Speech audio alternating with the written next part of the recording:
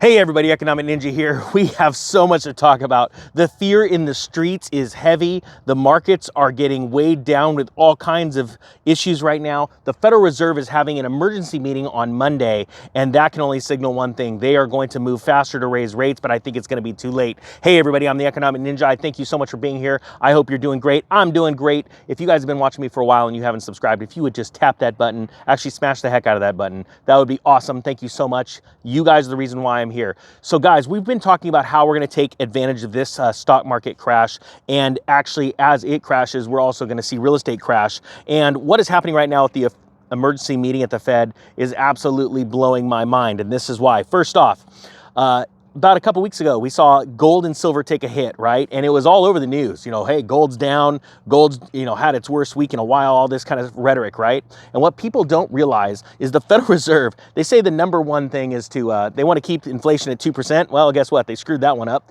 And then they want to, keep strength to the dollar. Okay, that is the really big thing. And when gold and silver start rising in price, that's when they really start freaking out. And I'm trying to tell you right now, gold just hit it's like right below $1,860. And this is when the Fed freaks out. And you want to know why? This is why.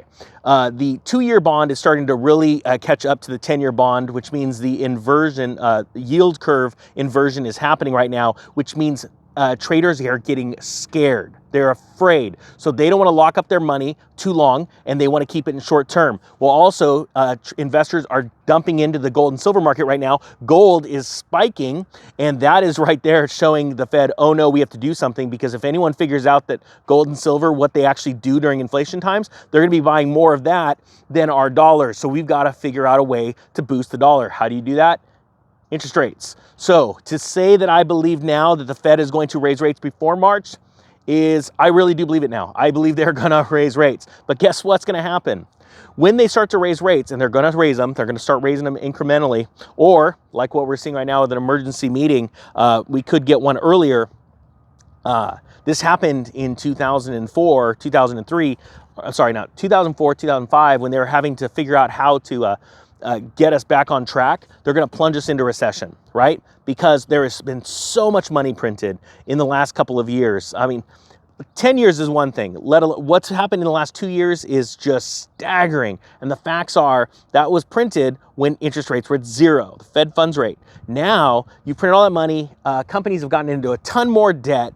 Margin debt is an all-time high. Student loan debt's an all-time high. Auto debt's an all-time high, right? Now you're going to say, let's raise rates. That's going to be no bueno. Companies are so in debt right now, pretty soon they are not going to be able to service their debt. They're even having a hard time keeping employees right now, let alone, being able to get enough business in with the little employees they have to be able to pay those bills, all right? Things are going bad, and they're going bad fast. Now, it sounds funny. I get comments every once in a while like, man, you're so negative. I'm like, man, you shouldn't be here. Leave. All I'm doing is telling you the truth and how we're going to crush it. How we're going to crush it?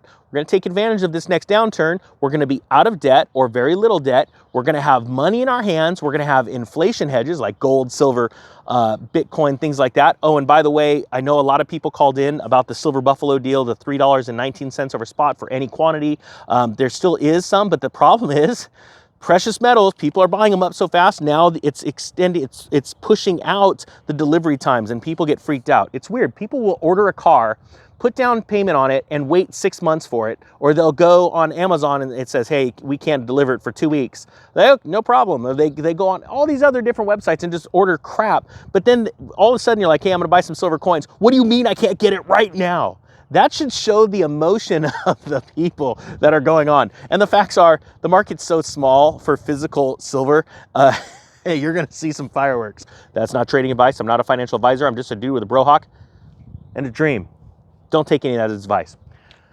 Point being is that these are exciting times, right? We're getting closer and closer to the point where we're absolutely going to start crushing it. We're going to start buying homes, zero down, all that great stuff. It's another great comment I get. Real estate's never going to go down. I'm like, you're an idiot. You obviously don't know history. And what's crazy is we don't even need to read history books about dudes in white wigs, dealing with market crashes. We can just talk about the last, 20 years. But hey, there's people that literally can't look back, 2 weeks. Why am I trying to tell them about 20 years ago? So interest rates are going up, guys. It is going to plunge us into a recession because companies and individuals cannot maintain the debt they have at a higher interest rate.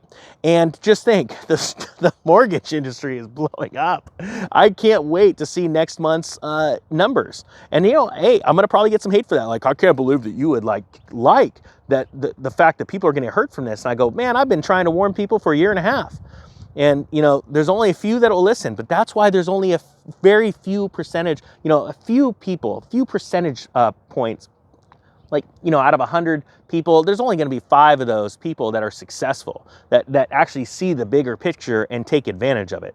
So guys, if you want to take advantage of it and you want to be a part of something huge, I always ask people to hashtag Ninja Nation all over, because there's a group of us that are trying to prepare people and then show them how to absolutely crush it when this market crashes. And it's going to crash. It is literally inevitable. When? I have no freaking clue. Do I think it's going to happen sometime this year? Yes, I do. But hey, I've been wrong before. So just again, dude, Brohawk, Dream, coffee. It's even McDonald's coffee. I can't even afford an expensive coffee. You shouldn't be following me. What did I just disregard what I said. All right, guys, with that being said, I thank you so much for watching the Economic Ninja. Oh, wait a minute. Hold on. If you made it to the end of the video right now and didn't click off, you see how I did that, where I pretend people clicked off? Let me give you a little bit of words of wisdom. I think it's very important right now, when the crash happens, there's going to be a lot of people in hysterics, panic. I remember in 2007 going to barbecues and people crying because their homes are being taken from them. And it's one of those times, it's not the I told you so time, right? And the facts are, we want to help as many people as we can. And one of those ways that you can help people that I found in 2007, 2008 was to give them hope. And even though they were losing their home, losing their cars, say, this is the perfect time. We're at the bottom, right? You're at the bottom mentally, you know, financially. And they go, yeah, get them to admit it. Then say, look, let's start something great. Let's start a side hustle. Let's do something. Whereas before they wouldn't be open to it, they will be open to it now because they're at the bottom mentally, right? They're shot. Bring them hope. Show them something that works. And I think that there is about to be a revival as this crash happens in America and all over the country, all over the world, of men and women that will, before they weren't entrepreneurs, they were employees, they're going to become entrepreneurs because they're going to be forced to. So that is something I want to inject into this world. All right, guys, that being said, I thank you so much for watching. The Economic Ninja is out.